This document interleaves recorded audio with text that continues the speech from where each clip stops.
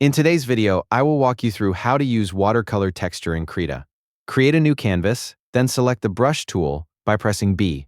Open the brush presets docker, search for watercolor texture, and select the brush.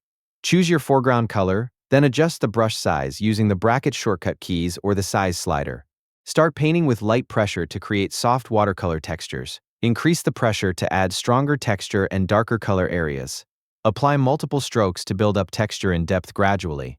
Use the color picker by holding Ctrl to sample nearby colors and create smoother blends between painted areas. Adjust the brush opacity or flow if you want lighter and softer watercolor effects. Watercolor texture is perfect when you want to add natural watercolor patterns and textured brush strokes to your artwork. It is great for creating realistic watercolor effects while adding more depth and character to painted areas.